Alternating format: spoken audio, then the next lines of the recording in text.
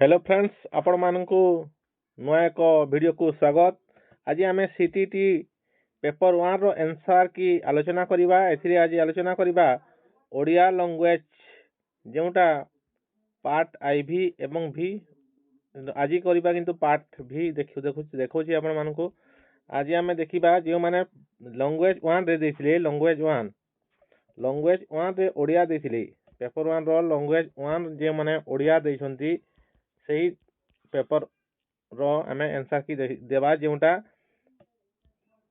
देखो यहाँ परीक्षार्थी भाषा 1 भाव में ओडिया भाषा बासी भाग आईवी रे प्रश्न संख्या 91 रु 120 दि जाइथिबा प्रश्न गुडी उत्तर देवा चेष्टा करिया उचित दिया जायछि। जोटा जो माने लैंग्वेज 1 रे ओडिया बासी छथि से मानक पई एही प्रश्न थिला जो 91 रु 120 टी 30 टी प्रश्न रही। चलंतु यार आंसर की कौन आंसर आसीबो या देखिबा। ताहले जो माने आम चैनल को सब्सक्राइब करना दया करी सब्सक्राइब कर दियंतु एवं निजर सांग मानक सहित शेयर करंतु। जो माने ए वीडियोटी को लाइक करी नांती दया करी लाइक कोटी कोटी मार दियंतु। चलंतु देखिबा प्रथम प्रश्न। देखंतु प्रथमे एटा 91 रु 49 पर्यंत रही पैसेज रही। ठीक अछि ताहले यार उत्तर मु देखै दोछि आपण मानकु। 91 जर्मनी कहार जन्मभूमि भाव में विश्व में विदित थिला। ताहले यार सठिक उत्तर हिबो साहित्य और संगीतर साहित्य और संगीतर। यार आंसर केउटारे अछि मु देखै दोछि आपण मानकु। देखंतु साहित्य विज्ञान दर्शन और संगीतर जन्मभूमि बोली जर्मनी जो परिमाण रे स्नेह एवं सहानुभूति पृथ्वी रु पाउथिला। तार यार अर्थ हैला साहित्य विज्ञान दर्शन और संगीतर जन्मभूमि बोली जर्मनी स्नेह सहानुभूति पृथ्वी रु पाउथिला। तेणु यह साहित्य और संगीत हो सठिक उत्तर। देखंतु तापर परवर्ती प्रश्न अछि घृणार विपरीत प्रेम। घृणार विपरीत अर्थ केउंडी हेबो प्रेम हेबो सठिक उत्तर। आपण माने समस्त जानि छथि। हिटलर जर्मनी जातिर कोन बोली पकाइथिले तो यार सठिक उत्तर हिबो बुद्धि एवं विवेक। यह केउ जगह अछि आपण मानकु देखै दउछि। देखंतु जर्मनी रो मन बुद्धि विवेक विवेचना सबू हिटलर को पाद तले बलि दिया गला। यार अर्थ है हिटलर यही जर्मनी रो मन एवं बुद्धि विवेक विवेचना को हिटलर पाद तले बलि पकईदेले। ताहले यार सठिक उत्तर यह है कौन बुद्धि विवेक। देखो डिटेल दउछि मु आपन को प्रूफ सहित। चिराचरित सभ्यतार नीति रे देश को आगे नेबा कहार कर्तव्य। ताहले यार सठिक उत्तर हिबो देश सेवकर। एटा केउटारे अछि मु देखै दउछि आपन मानकु। हाँ एटारे अछि चिराचरित सभ्यतार नीति रे चलै नेबा देश नेता और देश सेवकर कर्तव्य। किंतु देश नेता ऑप्शन रे नाही देश सेवक अछि तेणु देश सेवक हिबो सठिक उत्तर। बुझिले। परवर्ती प्रश्न बिस्मार्क को लक्ष्य कोन थिला। ताहले यार सठिक उत्तर हिबो विश्व रे जर्मनी साम्राज्यर प्रतिष्ठा। देखौछि आपण मानकु। देखंतु बिस्मार्क को एगड़क भल लागिला नहीं। से तांकर इच्छा पृथ्वी व्यापी गोटे जर्मनी साम्राज्य बसाइबे। जर्मनी साम्राज्य प्रतिष्ठा यहाँ पर सठिक उत्तर। पृथ्वी रे जर्मनी साम्राज्यर प्रतिष्ठा देछि एठारे विश्व रे जर्मनी साम्राज्यर प्रतिष्ठा। ताहले यार हइबो सठिक उत्तर 4। परवर्ती प्रश्न 96 नंबर प्रश्न रे अछि जर्मनी लोकंकर विश्वास केउथिरे थिला। जर्मनी लोकंकर विश्वास केउथिरे थिला। ताहले यार सठिक उत्तर हिबो जर्मनी जिनिस रे केउठारे अछि। देखंतु जर्मनी चीज रे लोकंकर विश्वास थिला। ताहले चीज अर्थ जिनिस आपण जानि छथि।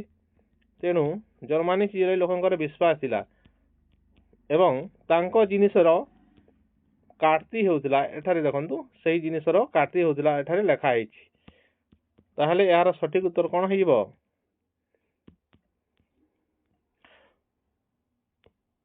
जर्मनी जिनिस हिबो सठिक उत्तर। बिस्मार्क को महत आकांक्षार फलाफल कोन हला। ताहले यार सठिक उत्तर हिबो जर्मनी युद्ध। आपण को देखै दउछि केउठार अछि देखिबा। एटार अछि तार फल हैला गला जर्मन युद्ध। देखंतु फल यही बिस्मार्क रिलेटेड अछि। तेणु बिस्मार्क ଏହି ମହତ୍ ଆକାଂକ୍ଷାର ଫଳ ସ୍ୱରୂପ ତାଙ୍କୁ ମିଳିଲା ଜର୍ମାନ ଯୁଦ୍ଧ। ଦେଖିଲେ କି ଆଉ ଜୁମ୍ କରିବେ, ଠିକ ଅଛି। ଦେଖନ୍ତୁ ଜର୍ମାନ ଯୁଦ୍ଧ ଫଳ ହେଲା ଜର୍ମାନ ଯୁଦ୍ଧ ଫଳ। ପରବର୍ତ୍ତୀ ପ୍ରଶ୍ନ, କେଉଁଥିପାଇଁ ଜର୍ମାନୀ ପୁଣି ଥରେ ମୁଣ୍ଡ ଟେକି ଠିଆ ହୋଇ ପାରିଥାନ୍ତା? ତାହେଲେ ଏହାର ସଠିକ ଉତ୍ତର ହେଇଯିବ ବ୍ୟବସାୟିକ ସାଧୁତା। କେଉଁଠାରେ ଅଛି ଚାଲନ୍ତୁ ଖୋଜିବା।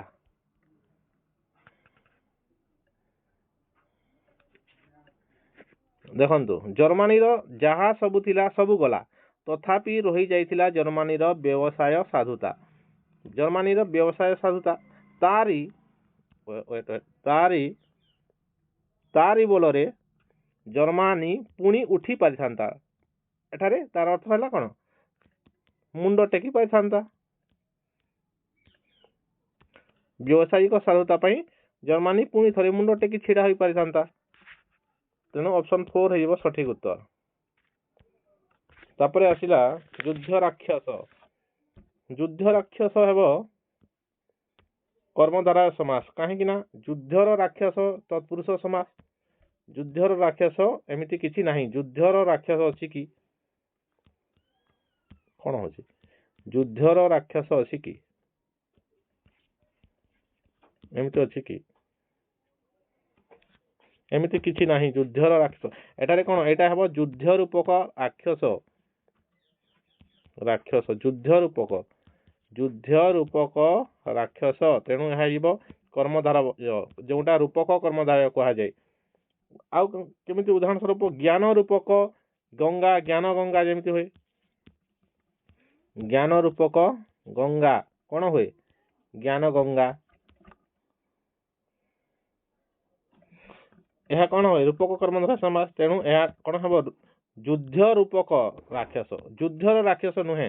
ଯୁଦ୍ଧରେ ଗୋଟେ ରାକ୍ଷସ ଆସୁଥିଲା ଆଉ ସେ ଖାଇ ଯାଉଥିଲା ସମସ୍ତଙ୍କୁ କି ନୁହେଁ। ଯୁଦ୍ଧ ହିଁ ରୂପକ ରାକ୍ଷସ। ତେଣୁ ଏଇଟା ହେବ କର୍ମଧାରୟ ସମାସ। ଅପସନ୍ 4 ହେଇଯିବ ସଠିକ ଉତ୍ତର। ଏବେ ଦେଖିବା ପଏମ ଦେଖିବା। କେଉଁଥିରେ ଅପସନ୍ କଟି ଯାଉଛି। କେଉଁଥିରେ ପୂର୍ବପୁରୁଷ ମାନେ ଅତୁଳନୀୟ ଥିଲେ? ତୁଳନା କରାଯାଇ ପାରେ ନାହିଁ ଯେଉଁଟା। ତେଣୁ ଏହାର ସଠିକ ଉତ୍ତର ହେବ ଗୁଣ ଜ୍ଞାନରେ। କେଉଁଠାରେ ଅଛି ଆପଣ ମାନଙ୍କୁ ଦେଖାଉଛି। ଦେଖନ୍ତୁ କିଏ ସରି ହେବ ଗୁଣ ଜ୍ଞାନେ ତାଙ୍କୁ। ସରି ହେବା ଅର୍ଥ ତୁଳନା କରାଯିବା। କିଏ ସରି ହେବ ଗୁଣ ଜ୍ଞାନେ ତାଙ୍କୁ। କିଏ ସରି ହେବ ତେଜେ। ତେଜରେ ମଧ୍ୟ ତାଙ୍କୁ କିଏ ସରି ହେବ। ତେଣୁ ଏଠାରେ କଣ? ଗୁଣ ଜ୍ଞାନ ଏବଂ ତେଜର କଥା ହଉଛି। ସେଠାରେ ସେ ଅତୁଳନୀୟ। ପୂର୍ବପୁରୁଷ ମାନେ କେଉଁଥିରେ ଅତୁଳନୀୟ? ଗୁଣ ଜ୍ଞାନରେ ଏବଂ ତେଜରେ। କିନ୍ତୁ ଏଠାରେ ଅପୂର୍ବ ତେଜ ଦେଇଛି। ଅପୂର୍ବ ତେଜର କଥା ଏଠାରେ ନାହିଁ। ତେଜେ କେବଳ ଦେଇଛି କିନ୍ତୁ ଅପୂର୍ବ ତେଜ କଥା ଏଠାରେ ନାହିଁ। ତେଣୁ କେଉଁଟା ହେବ? ଗୁଣ ଜ୍ଞାନ ହେବ ସଠିକ ଉତ୍ତର।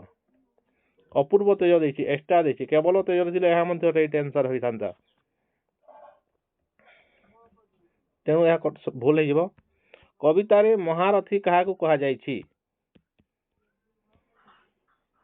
ଦେଖନ୍ତୁ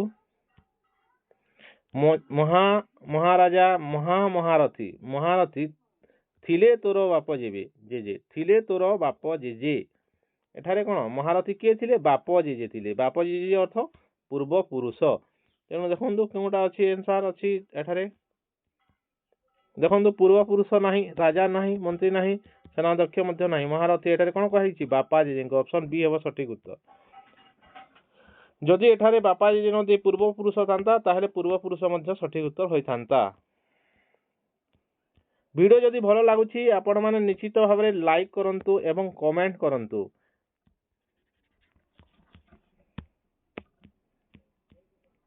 ପରବର୍ତ୍ତୀ ପ୍ରଶ୍ନ ଦେଖିବା। ମୌଡମଣି। ମୌଡମଣି ଶବ୍ଦର ଅର୍ଥ କଣ? ତାହେଲେ ମୌଡମଣି ଶବ୍ଦର ଅର୍ଥ ହେବ ସର୍ବଶ୍ରେଷ୍ଠ ବ୍ୟକ୍ତି ବା ଗଜପତି। ଦେଖିବା କେଉଁଠାରେ ଅଛି ମୌଡମଣି। ଦେଖନ୍ତୁ ଥିଲେ ବଡ଼ ବୀର ଲକ୍ଷେ ରାଜାଙ୍କର ମୌଡମଣିର ଜାତି। ତାହେଲେ ଏଠାରେ ରାଜାର କଥା କୁହାଯାଇଛି। ତେଣୁ ଏଠା କଣ ହବ? ଏଠାରେ ସର୍ବଶ୍ରେଷ୍ଠ ବ୍ୟକ୍ତି ବା ଗଜପତି ବା ରାଜା। ଅପସନ୍ ଗ୍ରାମ୍ୟ ମୁଖ୍ୟ ନୁହେଁ, ମହିପାଳ ନୁହେଁ, ରାଜ୍ୟ ମୁଖ୍ୟ ମଧ୍ୟ ନୁହେଁ। ପୂର୍ବପୁରୁଷଗଣ କେଉଁଥିରେ ସୁନ୍ଦର ଛବି ସବୁ ଅଙ୍କନ କରିଛନ୍ତି? ତାହେଲେ ଏହାର ବସ୍ତ୍ରରେ ନୁହେଁ, କାଗଜରେ ନୁହେଁ, କାଠରେ ମଧ୍ୟ ନୁହେଁ, ଏଠାରେ ପଥରରେ ହେବ ସଠିକ ଉତ୍ତର। କେଉଁଠାରେ ଅଛି ଦେଖିବା। ପଥର ଉପରେ ଆଙ୍କିଛନ୍ତି ଛବି। ଦେଖନ୍ତୁ ଏଠାରେ ପୁରା ଡାଇରେକ୍ଟ ଲେଖା ହେଇଛି।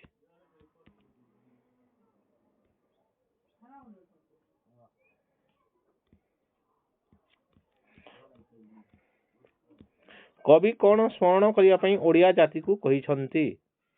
ତାହେଲେ ଏହାର ସଠିକ ଉତ୍ତର କଣ ହେବ ଦେଖିବା। ଆସନ୍ତୁ ପ୍ରଥମେ ଦେଖିଦେବା। ନୀତି ମନେ ମନେ ଗୁଣି ହେଉଥା ପୂର୍ବପୁରୁଷଙ୍କ କଥା। ପୂର୍ବପୁରୁଷଙ୍କ କଥାକୁ ଗୁଣି ହେଉଥା ଅର୍ଥାତ୍ ତାଙ୍କ ପୂର୍ବପୁରୁଷଙ୍କ ସ୍ମୃତିକୁ ତୁ କଣ କରୁଥା। ଏଇଟା ପ୍ରଶ୍ନ ଯେଉଁଟା ଅଛି ସ୍ମରଣ କରୁଥା। এই ସ୍ମରଣ କରିବା କଥା କଣ ଦେଇଛି? ପୂର୍ବପୁରୁଷଙ୍କ ସ୍ମୃତିକୁ। ତାହେଲେ ଏ ହେଇଯିବ ସଠିକ ଉତ୍ତର। ଓଡ଼ିଶାର ନରପତି ମାନଙ୍କୁ କେଉଁ ମର୍ଯ୍ୟାଦା ଜନକ ସମ୍ବୋଧନ କରାଯାଇଛି? ତାହେଲେ ଏଠାରେ କଣ ସଠିକ ଉତ୍ତର ଦେଖିଦେବା। ଦେଖନ୍ତୁ ଓଡ଼ିଶାର ସମ୍ରାଟ ମାନଙ୍କୁ ନା ପ୍ରଶ୍ନଟା କଣ ଅଛି ଏଥର ଦେଖିଦେବା। ଓଡ଼ିଶାର ନରପତି ମାନଙ୍କୁ କେଉଁ ମର୍ଯ୍ୟାଦା ଜନକ ସମ୍ବୋଧନ କରାଯାଇଛି? ଓକେ ଚାଲନ୍ତୁ।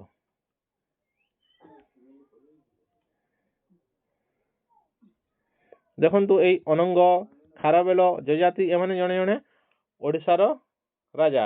ତେଣୁ ଏହାକୁ ସମ୍ବୋଧନ କରାଯାଇଛି କଣ? ପୁରୁଷ ଉତ୍ତମ ବୋଲି। ପୁରୁଷ ଉତ୍ତମ ଅର୍ଥାତ୍ ପୁରୁଷ ଯୋଗ ଉତ୍ତମ। ତ କଣ ହେଲା? ପୁରୁଷୋତ୍ତମ।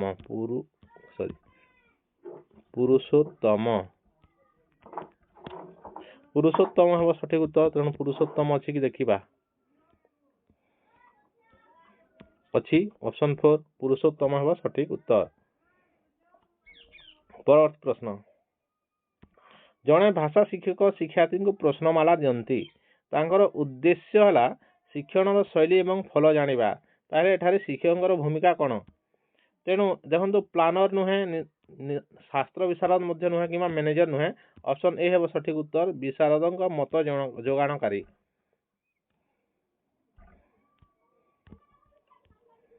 ପରବର୍ତ୍ତୀ ପ୍ରଶ୍ନ ଦେଖିବା। ଶିକ୍ଷାର୍ଥୀଙ୍କ କ୍ଲାସରେ ଶିକ୍ଷଣ ଅନୁଭୂତି ପିଲାମାନଙ୍କର ଜୀବନ ଏବଂ ପରିବେଶ ସହିତ ଜଡ଼ିତ। ଏହା ଶିକ୍ଷଣ ଅନୁଭୂତି ଜୀବନ ଏବଂ ପରିବେଶ ସହିତ ଜଡ଼ିତ ହେବା ଉଚିତ। ଏହା ସଠିକ ଅଛି। ଶିକ୍ଷଣ ଅନୁଭୂତି ତାଙ୍କର ପୂର୍ବ ଧାରଣାର ପ୍ରତିଷ୍ଠା ନିମନ୍ତେ ପ୍ରସ୍ତୁତ କରାଯାଇଥାଏ। ପୂର୍ବ ଧାରଣାକୁ ପ୍ରତିଷ୍ଠା କରାଯାଇଥାଏ। ଏହା ଠିକ ଅଛି। ତାଙ୍କର ପୂର୍ବ ଧାରଣା ଉପରେ ପର୍ଯ୍ୟବେସିତ ହେବ ଏବଂ ନୂଆ ଧାରଣା ସେମାନେ ଜ୍ଞାନ ଲାଭ କରିବେ, କିନ୍ତୁ ତାଙ୍କର ପୂର୍ବ ଧାରଣା ମଧ୍ୟ ରହିବ।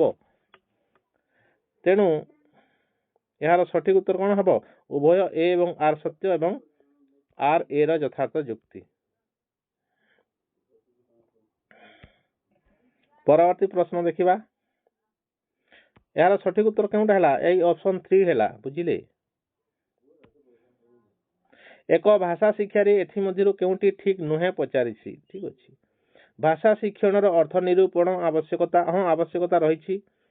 ଭାଷା ଶିଖିବା ପାଇଁ ଅର୍ଥର ନିହାତି ଜରୁରୀ। ଯେଉଁ ଶବ୍ଦ ସେ କହୁଛି ସେହି ଶବ୍ଦର ସେ ଅର୍ଥ ଜାଣିଥିବ।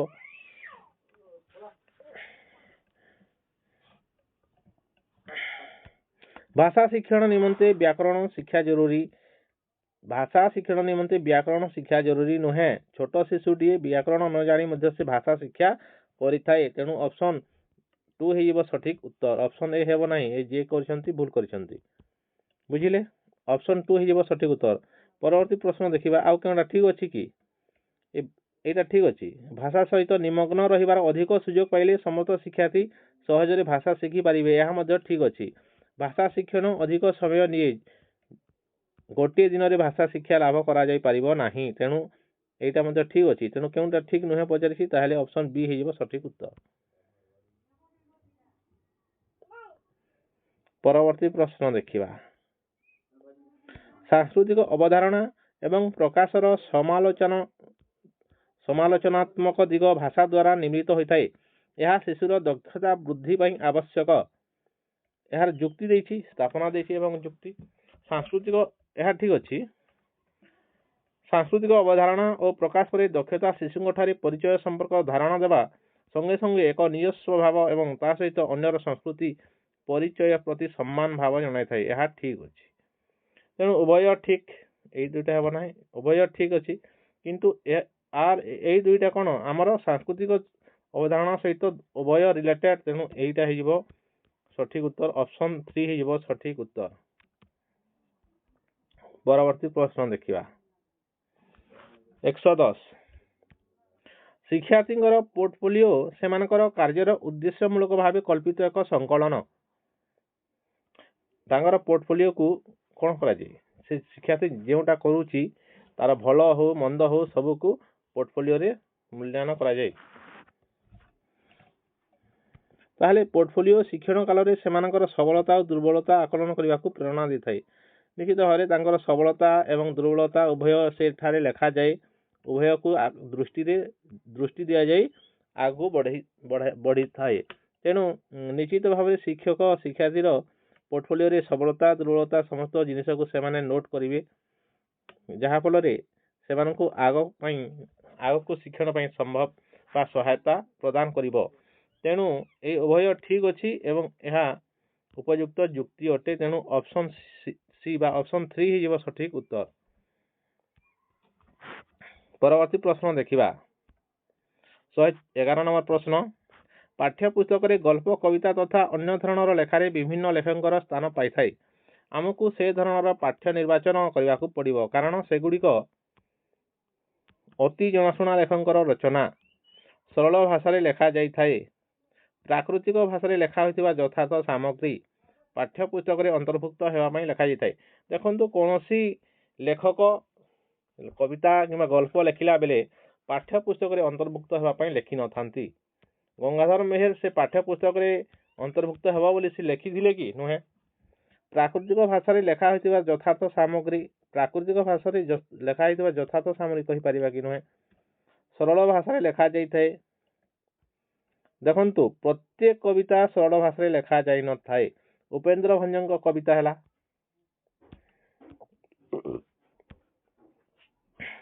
ताहाकू बुझाइवा को पड़ी थाए बुझिले। उपेंद्र भंजक कविता मध्य प्राथमिक विद्यालय रे स्थानित हेउची ना नहीं किंतु ताहा सरल कि नुहे। तेणु यह मध्य हेबो नाही। एइटा हेबो अति जनाशुना लेखकर रचना। अति जनाशुना लेखकर रचना को पाठ्यपुस्तक रे स्थान दिए जेपरि गंगाधर मेहेर सारला दास उपेंद्र भंज मधुसूदन राव गोपबंधु दास एभली आमर ओडिशा रे थिबा जनाशुना लेखकर रचना को अधिकांश स्थान दिया जाय थाए। कुंतला कुमारी सावत आउ नारी कवि कौन से विद्युत प्रभा देवी सच्चिदानंद राउत राय एवं विनोद चंद्र नायक ग्राम पथ बारंबार रही है पाठ्यपुस्तक रे। यह चेंज हुए नहीं कम सहज रे चेंज हो नहीं कहीं ना यह ग्राम सहित जड़ित हेउथिबारु बुझिले। तेणु ऑप्शन 1 है सठिक उत्तर। 112 को जीवा एथि मध्यरु केउटी पठनर उपकौशल नुहे। उपकौशल देखंतु आवश्यक तथ्य हासिल करिवा पई निरीक्षण करिवा तथ्य हासिल पई निरीक्षण करिवा एहा नुहे। प्रत्येक शब्दर बनान जानिबा पठन कौशल सहित रिलेटेड अछि।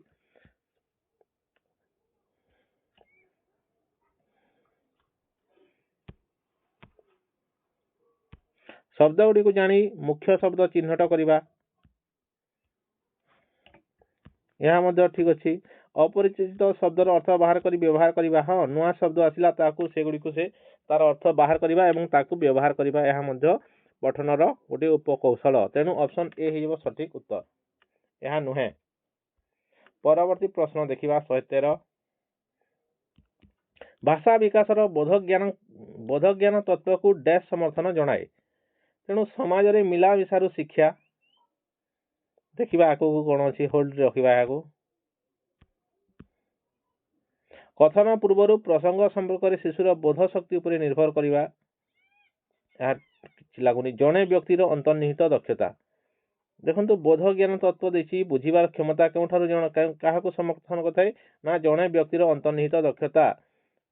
जड़े व्यक्तिर अंतर्निहित दक्षता फल बोध ज्ञान से लाभ करें बुझी पारि थाए से बुझीबार क्षमता अंतर्निहित अटे। व्यक्ति किसी शब्द नुआ किसी कहले से शिखि पारिबो बुझी पारिबो ज्ञान लाभ करि पारिबो तत्व को बुझी पारिबो। तेणु भाषा विकासर बोध ज्ञान तत्व कौन जड़े व्यक्तिर अंतर्निहित दक्षता को समर्थन जन था। ऑप्शन सी ऑप्शन 3 सठिक उत्तर। पुरस्कार दंड विधान केबे हेब नाही।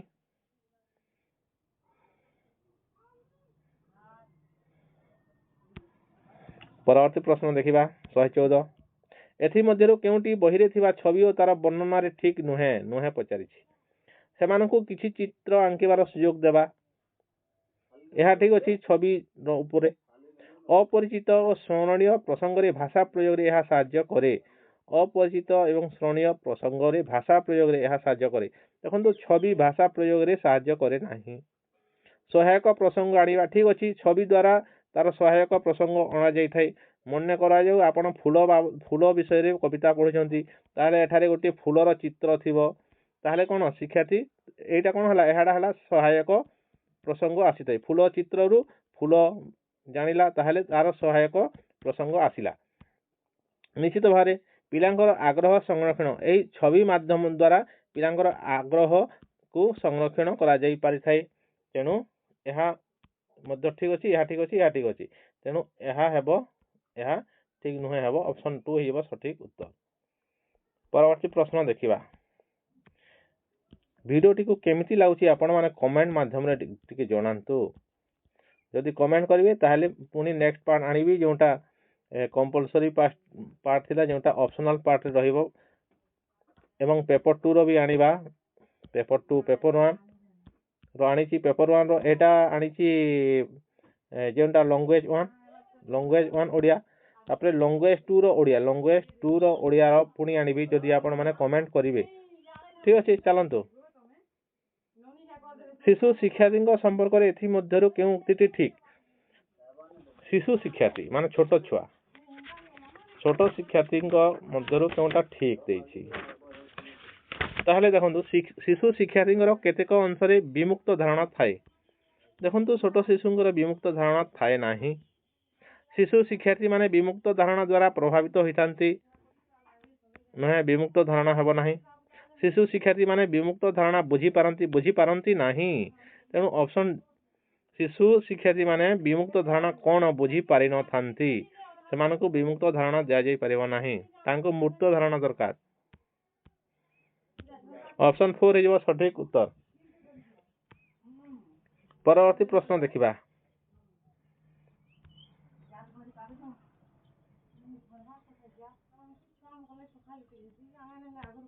जड़े शिक्षक भाषा शिक्षण रो किछि उपादान लाभ कले तथा वैज्ञानिक तत्व आधारित पाठ्य को बुझी पठन करिबा से कोनोसी एक विचार बुझीबा को कष्ट अनुभव करथुवा शिक्षार्थी को एकत्र करिबा को स्थिर कले एवं सेमान को नै पृथक भाव रे सही प्रकार पाठ्यर पठन आयोजन करी बुझाइबा को चेष्टा कले। ए प्रकार कार्य को कहा जाए फीडबैक शिक्षा नुहे।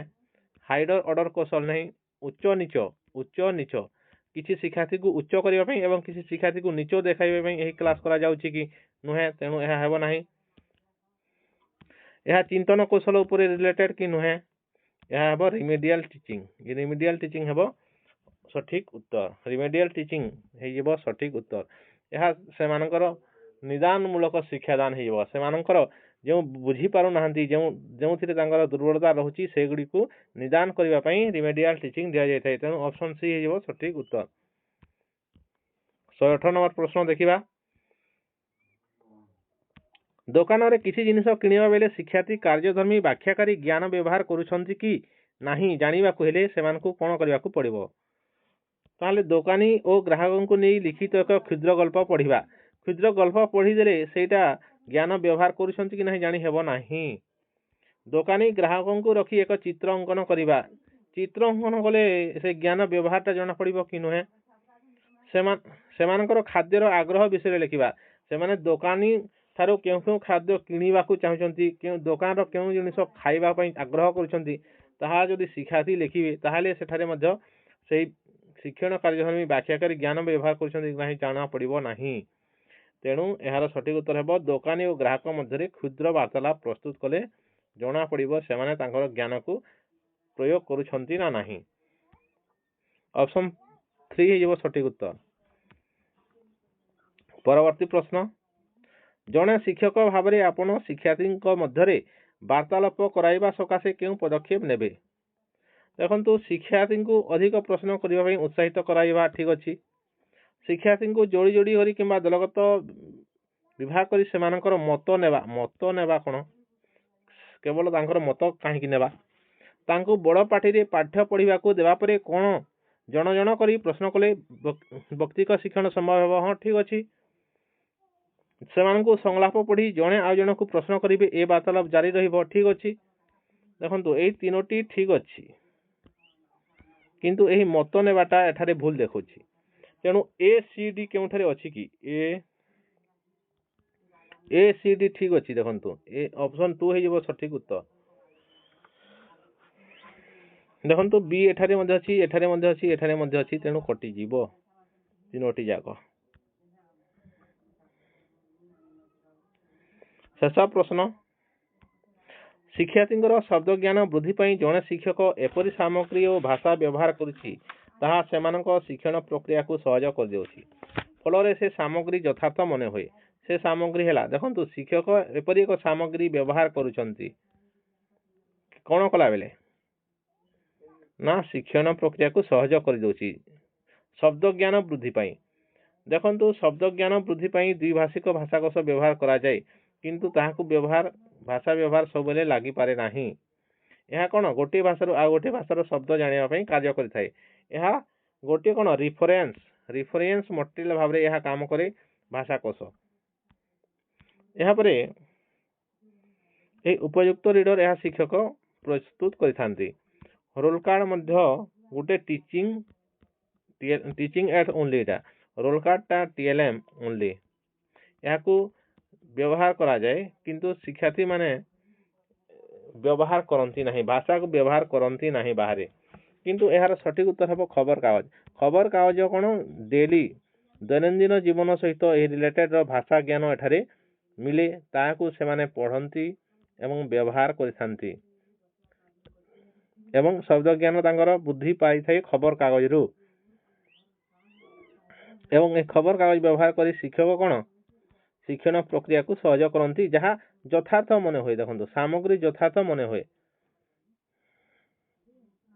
ତେଣୁ ଅପସନ୍ 3 ହେଇଯିବ ସଠିକ୍ ଉତ୍ତର।